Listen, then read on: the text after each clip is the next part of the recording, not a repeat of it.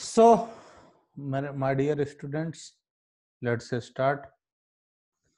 अभी हम पढ़ रहे थे इंडियन डेवलपमेंट इकोनॉमी का चैप्टर नंबर 2 1950 टू 1990 1950 से 1990। इसमें अभी तक हमने देखा कि सेंट्रल प्रॉब्लम क्या है इकोनॉमी के, इकोनॉमी सिस्टम कितने टाइप के होते हैं और जो प्लानिंग की गई वो कैसे क्या की गई, उसका एक हिस्सा था एग्रीकल्चर सेक्टर। अब हम इसको देखते हैं। In the previous chapter, we learned that there was neither growth nor equity in the agriculture sector during the colonial rule. Growth के कोई चांस नहीं थे, ना ही इक्विटी थी, ना ही एग्रीकल्चर को बढ़ावा दिया गया कॉलोनियल रूल में।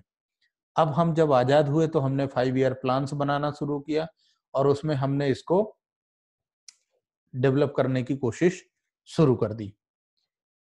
At the time of independence, the land tenure system was characterized. Land tenure system was intermediaries like zamindar who merely collected rent, lagan from the actual tiller of the soil.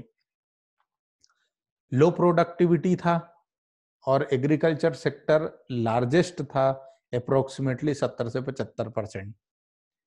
First 5 year plans में सबसे पहला focus हमने agriculture sector में ही दिया कि किस तरीके से हम इसमें सुधार करेंगे और इसको हम बढ़ावा देंगे। पुराना जो सिस्टम था कॉलोनियल यानी ब्रिटिशर्स का, उसमें क्या था कि लगान के रूप में जमींदारी सिस्टम थी। जिस सिस्टम में काम चलता था, क्या होता था कि जो जमीन का एक एरिया होता था, एक जैसे गांव हो गया या 2-4 गांव मिला करके किसी एक बंदे को अपॉइंट कर दिया जाता था जिसको जमींदार बोलते थे, और बाकी लोगों जो किसान होता था, जो मालिक होता था, वहां पर खेती करता था, उससे वो जमींदार लगान के रूप में वसूली करके अंग्रेजों को दे दिया करता था।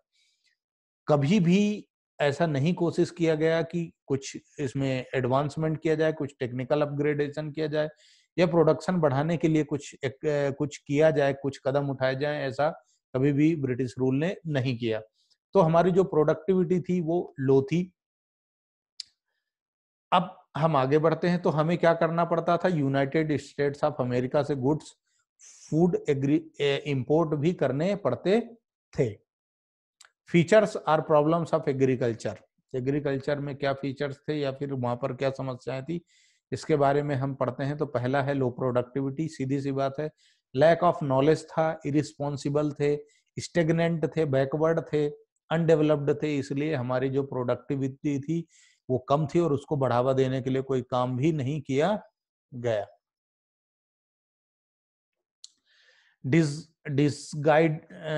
डिसगाइज्ड अनएम्प्लॉयमेंट, जो अनएम्प्लॉयमेंट था वो डिसगाइज्ड था, मतलब it refers to state in which more people are engaged in work than are really needed.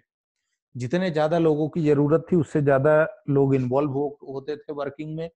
There was very high incidence of disguised unemployment in the sector during this, मतलब सबसे ज्यादा लोग खेती ही करते थे। एक खेत में 2-2, 5-5, 10-10 लोग लगे रहते थे कि पूरा घर है तो पूरा का घर ही खेती में लगा हुआ था। कोई भी प्लानिंग से या फिर गाइडेड नहीं करते थे। क्यों? क्योंकि उनको इंफ्रास्ट्रक्चर फैसिलिटी नहीं मिलती थी या फिर उनके बिजनेस के लिए कोई ऐसे रिसोर्सेस अवेलेबल नहीं थे कि वो दूसरा काम करें। तो यहाँ पर जो था वो ओवर एम्प्लॉयड था। और हमने 11th क्लास के माइक्रो इकोनॉमिक्स में 2 चैप्टर पढ़े, कंज्यूमर बिहेवियर, प्रोड्यूसर बिहेवियर। तो वहां पर आपने देखा होगा कि यदि हम रॉ इनपुट बढ़ाने से हमारा आउटपुट नहीं बढ़ता, क्योंकि सिर्फ आप वेरिएबल फैक्टर बढ़ाएंगे। भाई खेत की तो एक लिमिट है कि इतना है, जमीन की एक सीमा के हिसाब, आपका खेत इतना ही है, पर आप घर के 10 ही लोग उसमें लगे रहोगे तो उससे प्रोडक्शन नहीं बढ़ेगा, बल्कि उसमें आपको कुछ टेक्निकल एडवांसमेंट करना पड़ेगा। आपको नए तरह के सीड, खाद, बीज ये सब डालने पड़ेंगे जिससे प्रोडक्शन बढ़ सके। तो ऐसा नहीं होता था, बस खेती में हल चलाने का ही काम ज्यादा होता था। हाई डिपेंडेंसी ऑन रेनफॉल, बारिश सिंचाई का कोई साधन नहीं था। बारिश हुई तो सिंचाई हो गई, बारिश नहीं हुई तो सिंचाई नहीं होती थी, खेत सूखे पड़े रहते थे। और इसमें कोई सुधार भी नहीं किया गया, कोई इंफ्रास्ट्रक्चर भी डेवलप नहीं किया गया ब्रिटिशर्स के द्वारा कि वो उसको इरिगेशन फैसिलिटीज दे सके, सिंचाई के साधन दे सके। Subsistence farming, it is the practice of growing crops only for one own use without any surplus of trade. किसान जो था वो ये कोशिश करता था कि जितना भी प्रोड्यूस हो सके सब हमको मिल जाए, हमारा काम चले। एक्स्ट्रा प्रोडक्शन के लिए वो टेंशन नहीं लेते थे, ना ही वो ये कोशिश करते थे कि हमारा प्रोडक्शन एक्स्ट्रा हो जिससे हम लोगों में क्या कर सकें, ज्यादा से ज्यादा मतलब बेच सकें या प्रॉफिट अर्निंग कर सकें, ये नहीं था। आउटडेटेड टेक्नोलॉजी, वही हल चलाना, निराई गुड़ाई करना, पुरानी जो ट्रेंडिंग था वही था, कुछ नया नहीं था। Conflict between tenant and landlord, landlord और किराएदार और जमींदार के बीच में हमेशा किसान और जमींदार के बीच में हमेशा डिस्प्यूट चलता था, झगड़े चलते थे। क्यों? क्योंकि जमींदार जो होता था उससे इस बात का कोई लेना देना नहीं होता था प्रोडक्शन हुआ या नहीं हुआ, उसने तो जितना लगान लगा दिया वो उतना लगान उसको चाहिए रहता था। Policies for growth of agriculture, अब हमने क्या किया, हमने लैंड रिफॉर्म और ग्रीन रिवॉल्यूशन नाम की दो स्कीम लेके आए। और लैंड रिफॉर्म में हमने क्या किया, ownership of land holding through evolution of intermediaries and land ceiling, जो जमींदारी सिस्टम था इसको खत्म कर दिया। और लैंड होल्डिंग्स जो थी उसमें एक लिमिटेशन कर दी गई कि एक बंदा इतने से ज्यादा लैंड नहीं रख सकता, या किसी भी व्यक्ति की जो जमीन है वो एक लिमिट से ज्यादा नहीं हो सकती, यदि है तो सरकार लेकर के गरीबों में दे देती थी। लैंड रिफॉर्म हुआ। उसके बाद ग्रीन रिवॉल्यूशन आया, यानी प्रोडक्शन फूड ग्रेन्स को कुछ नई सीड्स दी गई, HYV सीड्स दी गई, जिससे हाईली प्रोडक्शन हो सके या प्रोडक्शन बढ़ाया जा सके, इस पर काम शुरू हुआ, वर्किंग शुरू हुई। तो लैंड रिफॉर्म में इन्होंने क्या किया, primarily refers to the change in ownership of land holding. The land reforms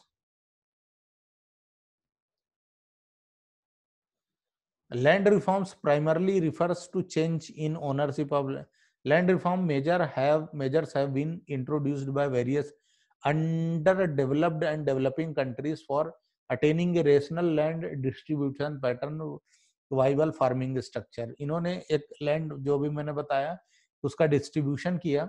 There was a great need of land reforms in country like India where majority of its people still depend on agriculture। जमीनें दी जाएं लोगों को ताकि वो ज्यादा से ज्यादा उस पर काम कर सके और खेती बाड़ी का प्रोडक्शन कर सके, प्रोड्यूस ज्यादा कर सके। Land reforms were needed to achieve the objective of equity in agriculture.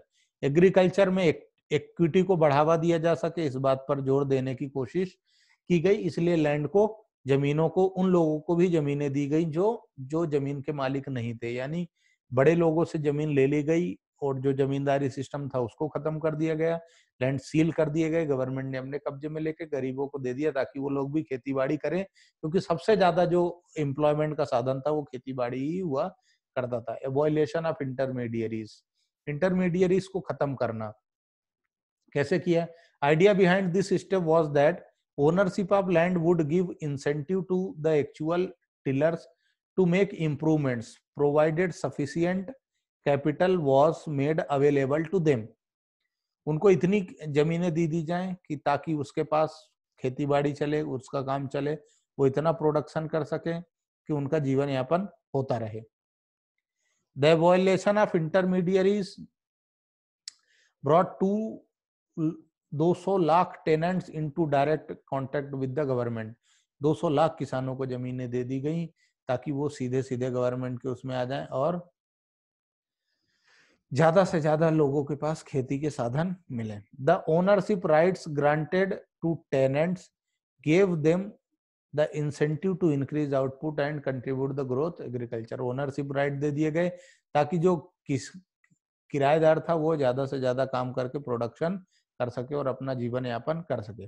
However, the goal of equity was not fully served, लेकिन पूरी तरह से इस गोल को अचीव, इक्विटी को पूरा नहीं किया गया बाय अवॉइलिस, इसकी वजह से। क्यों, क्या था? इन सम एरियाज द फॉर्मर जमींदार continued to own large areas of land by making use of some loopholes in the legislation। कानून में जो कुछ धाराएं थी जिनसे बचा जा सकता था, जिनको तोड़ करके आगे बढ़ा जा सकता था, उसका बेनिफिट उन जमींदारों ने उठाया और उनकी जमीनों का बेनिफिट गरीबों को नहीं मिला। In some cases, tenants were evicted and zamindars claimed to be self cultivators, और जमींदार खुद ही कल्टिवेटर हो गए, खुद ही किसान हो गए और लोगों को सिर्फ मजदूर बना करके रखा। Even after getting the ownership of land, poorest of the agriculture labours did not benefit from the land reforms. बहुत सारे लोग जमीन के मालिक हो गए, लेकिन उसके बाद भी उनको कोई बेनिफिट नहीं मिला, क्योंकि वो गरीब थे, वो अफोर्ड ही नहीं कर सकते थे। अब लैंड सीलिंग क्या था, हम ये समझते हैं। हालांकि मैं आपको पहले ही बता चुका हूं, पर फिर भी हम इसको बुक में क्या लिखा है ये देखते हैं। बियॉन्ड द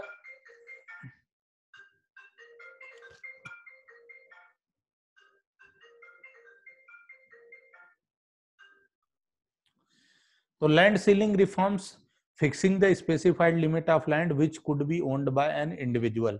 ये फिक्स कर दिया गवर्नमेंट ने कि एक जो पर्सन है, इंडिविजुअल पर्सन है, उसके पास एक लिमिटेड ही रिसोर्स होगा, वो एक लिमिट तक ही क्या रख सकता है, जमीन का मालिक हो सकता है, उससे ज्यादा उसके पास जमीन नहीं रहेगी, या उससे ज्यादा जमीन का मालिक नहीं हो सकता। जैसे 10 एकड़, 15 एकड़, 20 एकड़, बीघा, जो भी है वो एक गवर्नमेंट ने फिक्सेशन कर दिया। Beyond the specified limit all lands belonging to a particular person would be taken over by the government and will be allotted to the landless cultivators. उन लोगों को दे दिया जाएगा जो मालिक नहीं है, जो गरीब हैं, जिनके पास खेत नहीं, उन लोगों को खेत दे दिए जाएंगे, उनसे लेकर के जिनके पास ज्यादा खेत थे। The purpose of land ceiling was to reduce the concentration of land ownership in few hands. कुछ लोगों के पास जमीनें रह जाएं, बस वही लोग मालिक रहें, इसको दूर करने के लिए गवर्नमेंट ने क्या किया, ये प्लानिंग लेकर के आए लैंड सीलिंग का। Land ceiling helped to promote equity in agriculture sector. Agriculture sector को कहीं ना कहीं प्रमोट किया इसने, लैंड सीलिंग ने। However, the land ceiling legislation was challenged by the big landlord, लेकिन फिर भी जो बहुत धनी लोग थे उन्होंने इसको चैलेंज किया। They delayed its implementation. उन्होंने इसके इम्प्लीमेंटेशन को रोक करके रखा और जल्दी से इसको लागू होने नहीं दिया। This delay, this delay time was used by them to get the land registered in the name of close relative, thereby escaping from the legislation. उन्होंने अपने रिश्तेदारों के नाम पे करा लिया इसको, इस समय का यूज करके, जितने टाइम तक उन्होंने इसका विरोध किया, जब तक गवर्नमेंट इसको इम्प्लीमेंट करती तब तक उन्होंने अपने रिलेटिव वगैरह के नाम पर ये पूरे की पूरी जमीनें करा दी गई।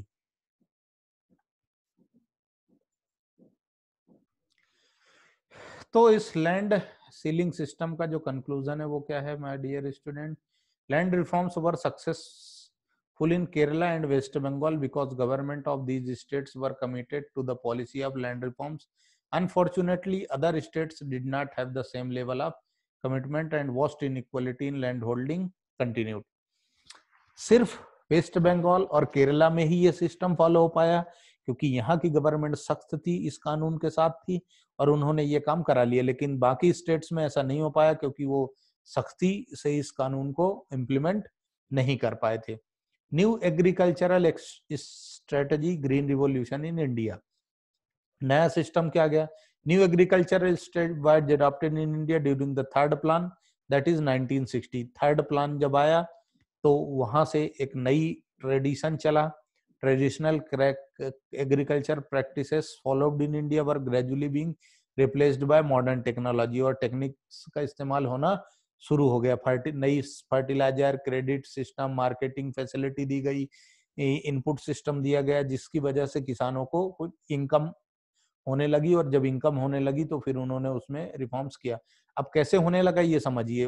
बाजार दिए गए, किसानों को मंडियां बना दी गई, कोल्ड स्टोरेज बना दिए गए, वेयर हाउस बना दिए गए, ट्रैक्टर वगैरह आ गया, नई सीड्स, बीजों में साइंटिफिक तरीके से खेती करना शुरू किया गया, उसमें खोजबीन शुरू हो गई कि नए सीड से प्रोडक्टिविटी कैसे बढ़ाई जा सकती है खेती करके,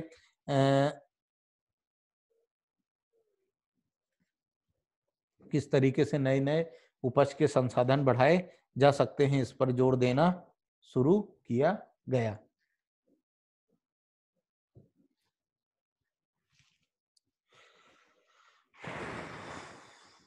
मंडियां बनाई गई, जैसे आजकल सब्जी मंडी है, अनाज मंडी है, फ्रूट मंडी है, इस तरीके से मंडियां बनाई गई। सरकार लोकल किसानों से खरीदना शुरू हो गई और उसको एक प्लेटफॉर्म मिलने लग गया, जिससे इनकम किसानों की बढ़ाना शुरू हो गई धीरे धीरे। ग्रीन रिवॉल्यूशन, जो ग्रीन रिवॉल्यूशन आया वो क्या था और कैसे था?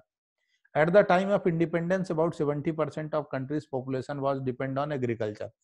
लगभग 70% लोग एग्रीकल्चर में इन्वॉल्व थे। India's agriculture vitally depend on the monsoon, and in case of shortage of monsoon, the farmers land had to face lot of troubles. बारिश पर डिपेंड थे, बारिश नहीं होती थी तो उनको समस्याएं होती थी। Moreover, the productivity in the agriculture sector was very low due to outdated technology की वजह से अब इसकी वजह से ग्रीन रिवॉल्यूशन आया। As a result of intensive and continued efforts of many agricultural scientists, this stagnation in agriculture was permanently broken by the green revolution. अब green revolution में हुआ क्या? तो green revolution refers to the large increase in production of foods gains due to use of high yielding variety HYV seeds. High yielding variety यानी ऐसे seeds का इस्तेमाल होना शुरू हुआ जिससे ज्यादा से ज्यादा प्रोडक्शन हो सके। Is the spectacular advancement in the field of agriculture, agriculture को बढ़ावा दिया गया। Explore more origin of green revolution. In the kharif season, kharif और रबी दो सीजन होती है, एक बारिश की और एक बारिश के मौसम में होती है, ठंड के मौसम में होती है। इंडिया ने HYV varieties programme first time adopt किया 1966 में, जो हाईली यील्डिंग था। एडिकेट इरिगेशन फैसिलिटी दी गई, फर्टिलाइजर्स, पेस्टिसाइड्स, इंसेक्टिसाइड्स दिए गए ताकि कीड़े वगैरह नुकसान न पहुंचाएं खेती को और खेती ज्यादा से ज्यादा अच्छी हो सके। HYV seeds main reason for agriculture revolution. ये जो हाई यील्डिंग सीड्स थे जो ज्यादा से ज्यादा प्रोडक्शन करते थे, यानी प्रोडक्शन ज्यादा होता था जिनमें, वो चीजें। Agricultural revolution occurred primarily due to the miracle of new wonder seeds.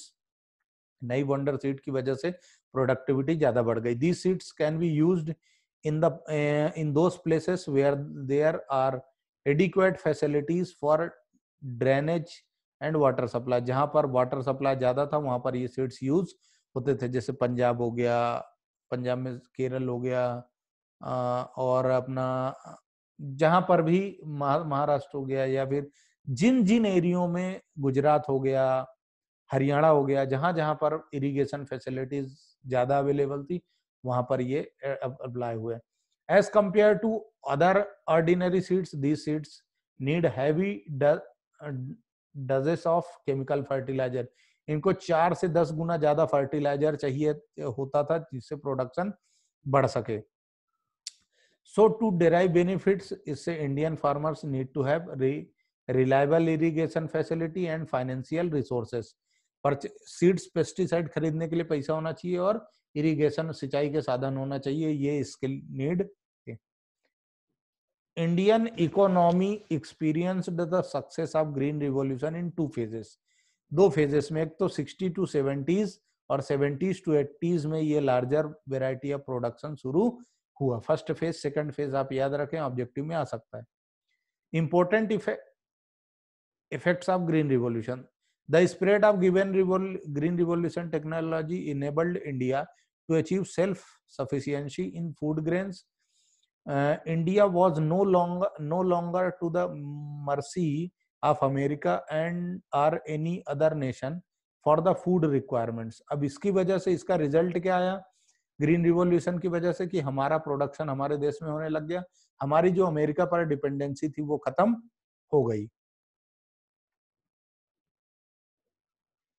Attaining marketable surplus, हमने मार्केटिंग सरप्लस अचीव करना शुरू कर दिया, यानी हमारे यहाँ इतना प्रोड्यूस होने लग गया कि हम मार्केट में उसको बेच सकते थे। हमारी जो कंजम्पशन रिक्वायरमेंट होती थी वो उसको फुलफिल करने के बाद एक्स्ट्रा प्रोडक्शन होता था जिसको हम मार्केट में बेच सकते थे, हम मतलब किसान। Growth in agriculture output make a difference to the economy only when large proportion of this increase is sold in the market. Fortunately, a good proportion of rice and wheat producing during green revolution period was sold by the farmers in the market. इसकी वजह से गेहूं और चावल की खेती बढ़ गई जो बहुत ज्यादा मात्रा में बेचा जाने लगा. Buffer stock of food grain हम स्टॉक रखने लग गए. Benefit to low income groups, जो लो इनकम ग्रुप्स थे उनको भी बेनिफिट होना शुरू हो गया था. A large proportion of food grains was sold by the farmers in the market. Their prices declined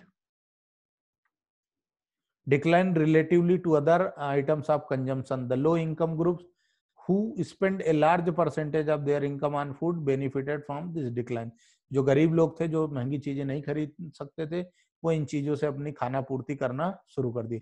risk involve under green revolution में रिस्क क्या था? Risk of pest attack. मतलब ये जो पेस्टिसाइड यूज होता था ये हार्मफुल भी होता था. HIV crops were more prone to attack by pest. So there was a risk that small farmers who adopted this technology could lose everything in the pest attack. However, this risk was considerably reduced by the services rendered by research. बाद में research कर करके ये चीजें भी हो गई, क्योंकि ये सीड्स क्या पेस्टिसाइड और केमिकल का यूज होने से कई बार खेतों को नुकसान भी होता था, हेल्थ पर भी फर्क पड़ता था. Risk of increase in income inequality. लेकिन एक रिस्क और बढ़ गई कि जिनके पास ज्यादा खेत थे, जिनके पास पैसा ज्यादा था, जो कैपिटलिस्ट लोग होते थे, वो खेती ज्यादा कर सकते थे क्योंकि उनके पास संसाधन ज्यादा थे, पेस्ट वगैरह खरीद करके खेतों में इस्तेमाल कर सकते थे. लेकिन जो लो इनकम लोग थे वो लोग पेस्ट का इस्तेमाल नहीं कर पाते थे, ना ही उनको इस तरह की कोई सीड्स मिल पाती थी. फिर भी कोशिश सबने की. However due to favourable steps taken by these, लेकिन गवर्नमेंट ने कुछ फेवरेबल स्टेप्स लिए जिसकी वजह से ये सब अचीव हो गया. Debate over subsidies to agriculture. Subsidy in context of agriculture means that the farmer gets inputs at prices lower than the market price. लेकिन during the initial phase of green revolution new technology was looked upon being a risk by farmer. कुछ risky भी था. So it is necessary for the government to grant subsidy. कुछ risky था, मतलब पैसे ज्यादा लग जाते थे, मार्केट में उतना प्राइस नहीं मिलता था जितनी कॉस्ट लग जाती थी. तो गवर्नमेंट ने ये सोचा कि हम किसानों को क्या करेंगे, कुछ सब्सिडी देंगे, यानी खाद बीज सब्सिडाइज्ड रेट पर अवेलेबल होगा. Economist in favour of subsidy. कुछ इकोनॉमिस्ट फेवर में थे, इससे इनइक्वालिटी दूर हो, मेजोरिटी ऑफ पुअर पीपुल जो थे उनको बेनिफिट मिल सके, और जो इनइक्वालिटी ऑफ इनकम थी रिच पुअर की, इसको दूर किया जा सके. कुछ अगेंस्ट भी थे. इनका ये कहना था कि according to some economic subsidies were granted by the government to provide an incentive for adoption of the new seed technology. So after the wide acceptance of technology, subsidy should be phased out as their purpose has been served. इनका ये कहना था कि बाद में subsidy बंद हो जाएगी तो अभी से ये आदत मत डालो. Subsidy do not benefit the poor and small farmers. लेकिन टारगेट ग्रुप्स जो थे उनका पूरा नहीं हुआ, सब बड़े लोग ही ले जाते थे.